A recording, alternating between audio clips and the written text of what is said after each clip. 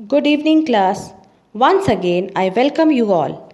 Students, today we are going to study the second chapter of Vistas, that is, The Tiger King, written by Kalki.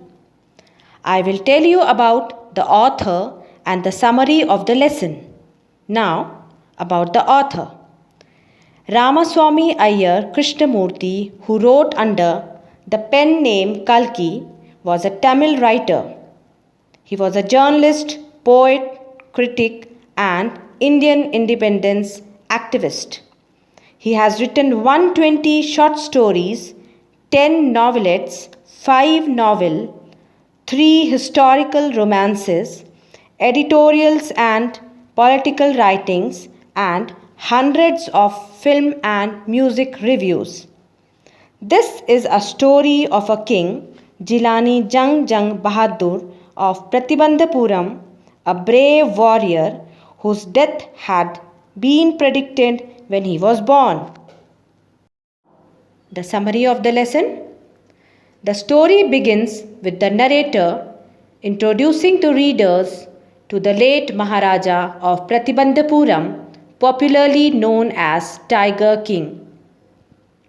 When the king was born, the chief astrologer predicted that he would grow up to become hero of heroes, champion of champions, but that he would eventually die. At that very moment, a great miracle took place.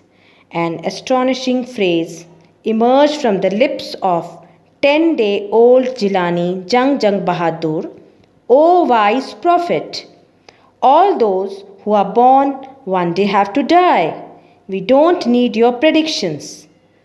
The chief astrologer had predicted as the royal child was born in the hour of the bull. The bull and the tiger are enemies. Therefore, death would come to the child by a tiger.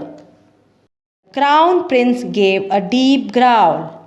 Terrifying words emerged from his lips. "Let's tiger beware." Once the prince turned 20, he became the Maharaja. Soon he became aware of the predictions made at his birth. The young king resolved to hunt a tiger to prove the prediction false. The Maharaja was thrilled beyond measure when he killed his first tiger. He sent for the state astrologer and showed him the dead beast. "What do you say now?" he demanded. "Your Majesty may kill 99 tigers in exactly the same manner, but you must be very careful with the 100th tiger." From then, tiger hunting was prohibited in Pratibandhapuram for everyone except Maharaja.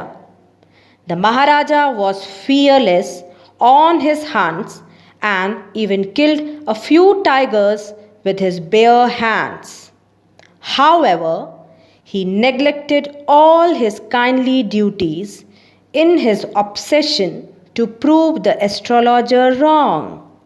So obsessed was he that he nearly lost his throne when he did not allow even a high-ranking British officer to hunt tiger.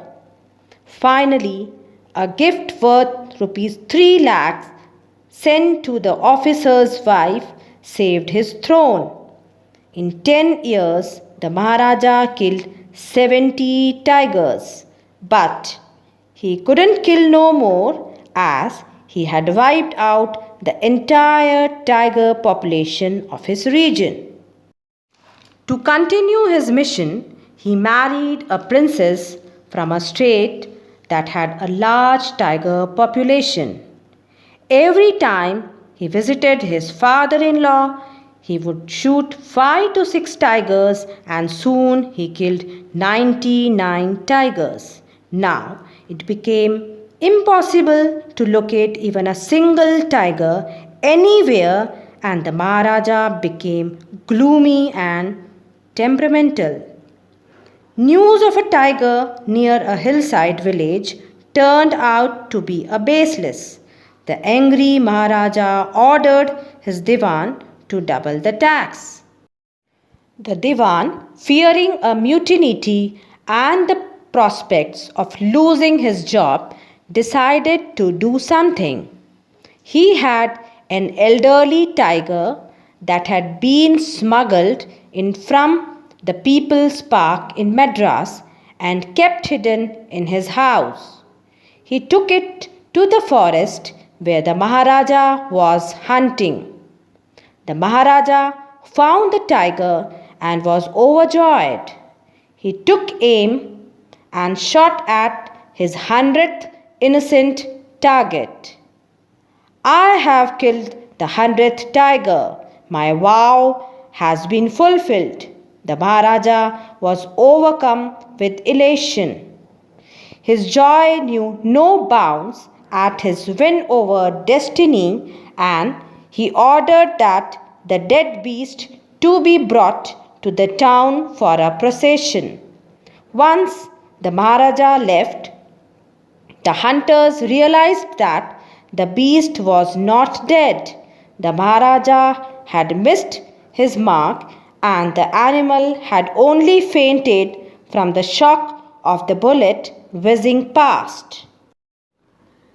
One of the hunters took aim from a distance of 1 foot and shot the tiger, and it was paraded through the town as per the Maharaja's wishes. A few days later, Maharaja's son's 3rd birthday was celebrated. He wished to give him some special gift on his birthday. He went to the shopping center in Pratibandhapuram and searched every shop but couldn't find anything suitable. Finally, he spotted a wooden tiger in a toy shop and decided it was the perfect gift. When the Maharaja and his son were playing with the wooden tiger, a tiny piece of the wooden pierced the Maharaja's hand. The wound caused an infection that spread all over the Maharaja's arm. 3 famous surgeons were brought in from Madras. The operation took place, but it was all in vain. The Maharaja died. Thus, the Tiger King was eventually brought down by the 100th tiger, a mere wooden child's toy. So, students, here we can see that ironically the 100th tiger killed the king and eventually took its revenge.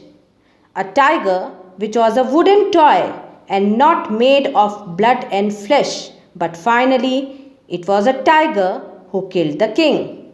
And so the prediction of the astrologer had been proved to be true. So here we complete our chapter. I hope you all have understood. Thank you.